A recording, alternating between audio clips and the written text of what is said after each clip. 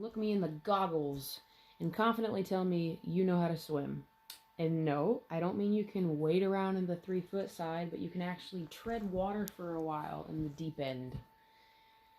If you're over the age of 13 and your answer is no, we have a serious problem. Learning to swim is a form of common knowledge, or should be anyway.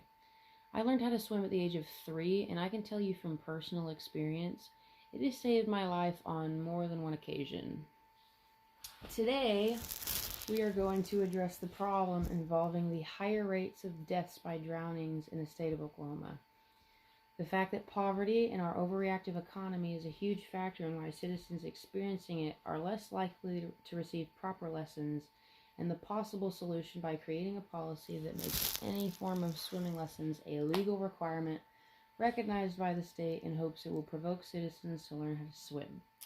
This will result in the decrease of drowning rates in Oklahoma waters, and I don't remember the other part. As mentioned before, swimming is a form of common knowledge.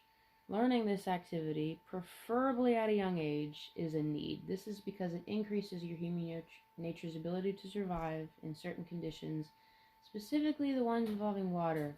You know, the stuff that engulfs 71% of the world. Shannon Calabro of the Mecklenburg County Post said this back in 2018. Swimming can save your life, and someone else's too. Accidents do happen, and did you know that drowning is still one of the most common causes of accidental deaths in children? There's always a chance that you could wind up in the water, even when you weren't planning on it. And finally, knowing how to swim is one of the best ways to ensure that you can keep yourself and other people safe if an unexpected situation were to come up. Learning to swim also improves one's overall health. Calabro also stated that swimming is a total body workout. You don't have to spend a lot of time in the gym to achieve your fitness goals. That's because swimming requires you to use multiple muscle groups at the same time. It also keeps your heart and your lungs really healthy because the more you swim, the more your heart works. And it also improves your lung capacity by spending more time in the water. Swimming can also help you relieve stress, and it helps your mind and your body seemingly relax. Let's talk about poverty in our overactive economy as a driving factor in why so many children can't swim. This is a need for learning how to swim and is usually met by a parent or guardian giving their child instructions on how to tread water. It's been this way for a while, but since our economy has exploded and parents aren't at home with their kids for over 4 hours at a time anymore, due to them working a 9 to 5, the only other option is for another person, such as a swimming instructor, at least a person who's already obtained the skill, to teach it instead. By personal experience, I can say that my mom was almost never home when I was 3 till about 7 years old due to her job, and she was unable to teach me and my sister how to swim. She didn't even have time to teach my brother after he was born. So, as for the poverty side of the economy, poor families lack the facilities necessary to teach their children or even themselves how to swim.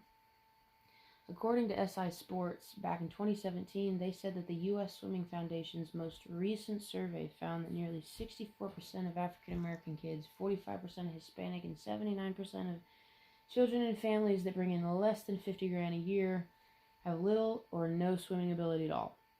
Even though this is a problem of its own, creating such a policy would provoke them to find a way to teach their kids. This could include government funding public swimming pools, or even simply going to a body of water. Did you know in Iceland it's a legal requirement to learn how to swim? According to the Scandinavian and the world community, this is true. In fact, if you look up World Health Rankings and the latest data of drownings in Iceland during year 2020, it didn't even reach 0.05% of all deaths that happened that year.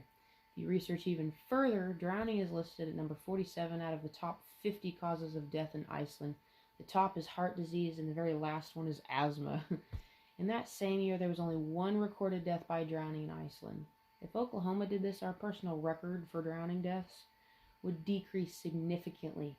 In the same year, over 44 people died of drowning in Oklahoma.